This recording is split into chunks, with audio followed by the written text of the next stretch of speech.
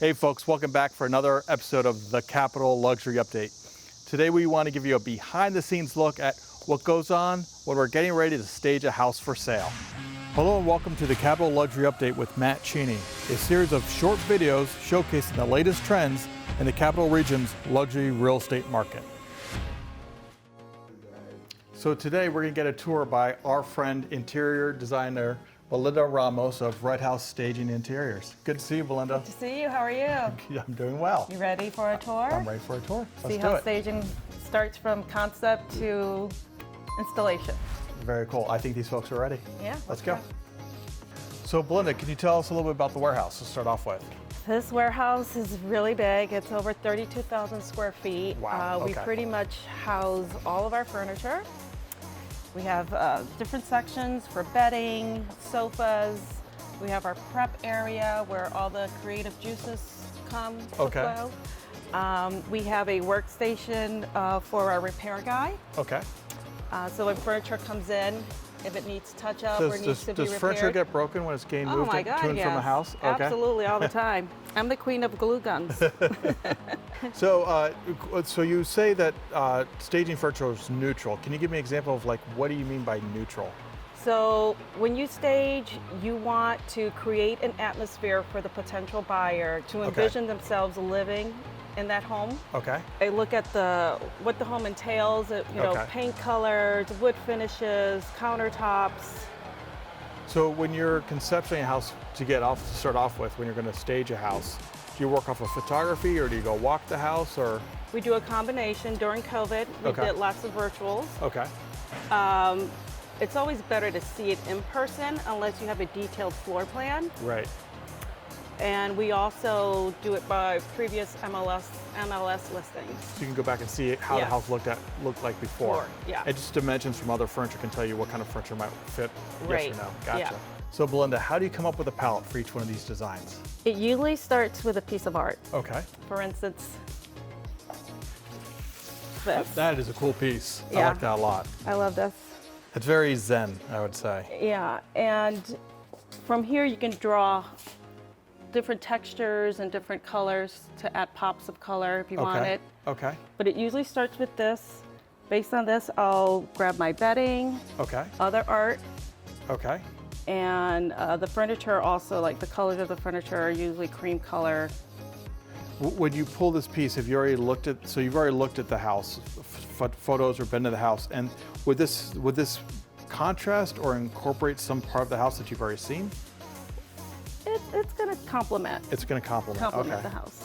And then I guess the different colors we see in this picture, you're going to actually have come through in the couch color and the rug and what have you. Exactly. That's very cool. Exactly.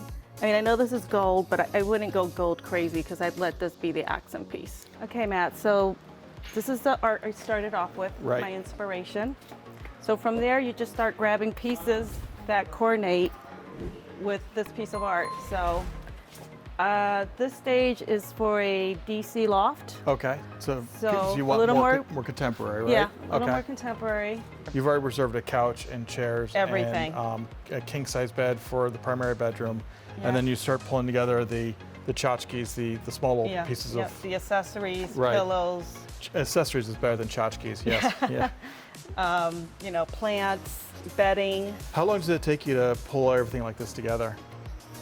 Ooh, sometimes maybe an hour to do the art. Okay. Depending on our inventory. Sometimes it's smooth sailing. Sometimes you have to get a little more creative. Okay. And so would you have some of these pre-selected out like a week ahead of time or a couple days ahead of time? Yeah. So that big job there. Okay. I've been working on that for like a month because it's super duper upscale. Okay. It's a mess, but we, special ordered botanicals and. Right. So you special order some for some projects. Yeah. Let's say it's a new construction house. And it's going to be part of our curated program. Okay, is that like a $2 million price point generally is where you would probably be doing things like that? Yeah. And you special order a couch and what have you, so it makes sure it's on point. Exactly. We need at least 6 to 8 weeks. Okay. Notice. Okay, and if it's new construction, then that's easy to schedule something like that. Correct. Right. Okay, so this is the next step. So it looks like everything's prepped to go on the trucks, that is. Yeah, so it's day of staging. Okay. Usually they pull the furniture the day before. Okay. They line it up here. There's, all these bays. We usually have about 4 trucks that go out. Okay. And so we'll load up the truck. They grab all of our decor and accessories. Okay, so decor and accessories are over there. The main pieces of furniture are here. Yes. Okay, yes. and they match them up, they put them on one truck and it goes out that morning. Goes out, yeah. Okay. And then they'll usually do a D-stage after. So the truck goes out with furniture, and it installs, comes back with furniture. Goes to another house, D-stages that house, and brings it back to the warehouse. Yeah. That's quite the business right there, right? Quite the turnaround. Yeah, That's awesome. How long does it take to get the truck loaded up and then for it to go out? 45. 45 minutes. 45 to an hour. And then once it gets to the house, it takes about 45 minutes to stage the house? The unloading varies depending on the difficulty of the space. Sometimes we have narrow staircases, as you know, in DC. Yes. Sometimes we have narrow doors. Yes. So it really varies on the complexity of the space.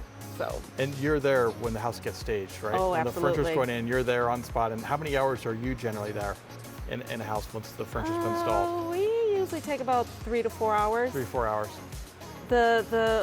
What takes most time is the prepping of the art and all the accessories and decor. Because once you get on site, you know what you have, you know what you're going to use. Right.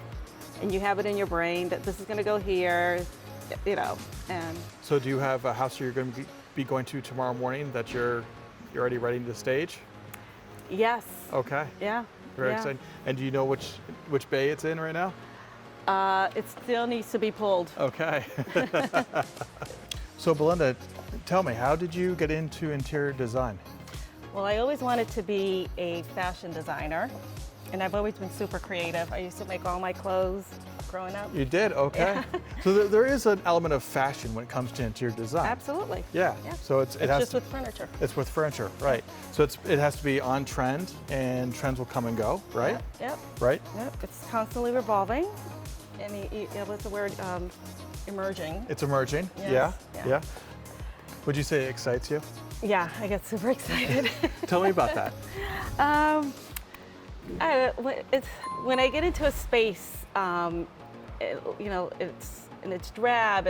For me, part of the rush is to make it become an amazing space. Right, because it deserves that, right? Yes. Right. So, I'll start again with the art, and I'll start coming up with all these ideas, usually while I'm sleeping or going to bed. All my thoughts come into play. Do you write them down to get out? No, I just remember. Yeah, you wake up the next day and you remember all the thoughts. Yep. Oh, that's awesome. And I just pull it together.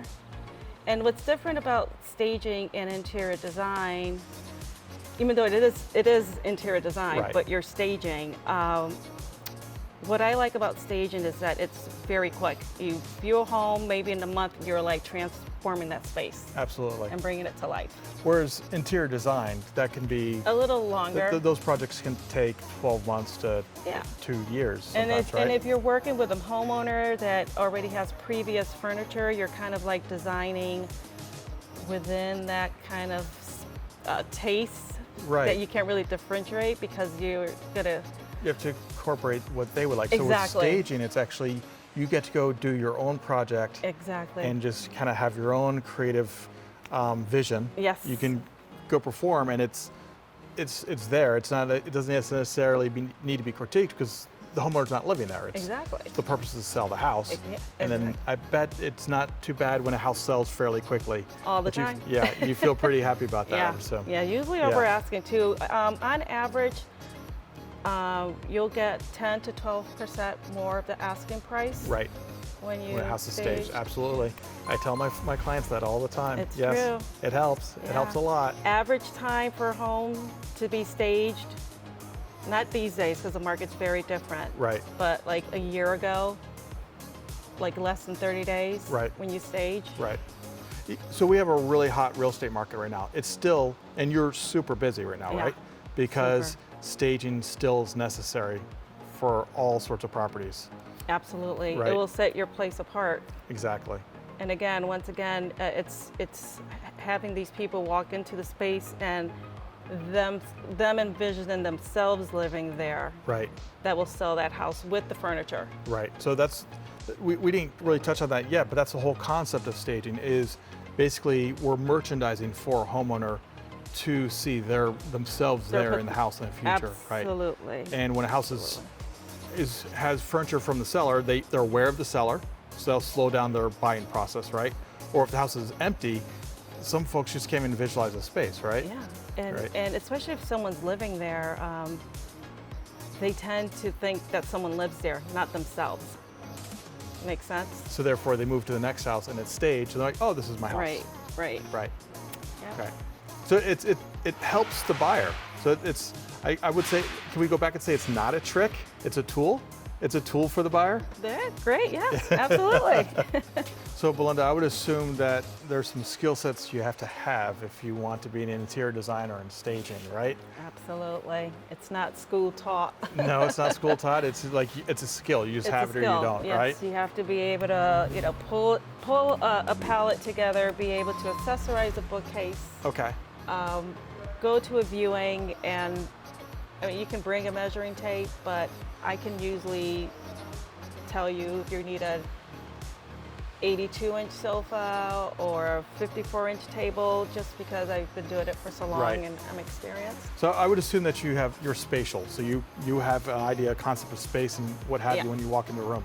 Not everybody has that, right? And that's one of the reasons for staging is for all those folks.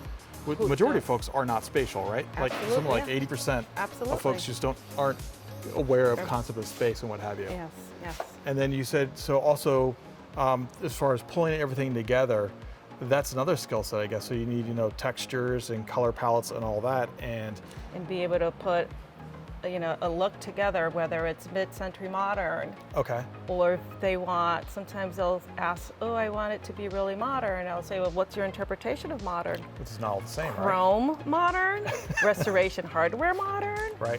Right, which some people would say that's contemporary, not modern, right? Right. Yeah. And you have to know to ask those questions, because what may be modern to you is not modern to me. That makes sense. That makes a lot of sense. Yeah. Very cool. Yeah. Well, I thank you so much for your time, Belinda. My Thank you for pleasure. sharing the Redhouse's warehouse and taking time out of your busy schedule. Yeah, my and thank you for pleasure. all the work you've done for us as well, for our clients over the years as well. It's fun. You're great to work with. Oh, thank you. You're great to work with as well. Thank you. And thank you, everybody, for joining us for another episode of the Capital Luxury Update. Have a good one.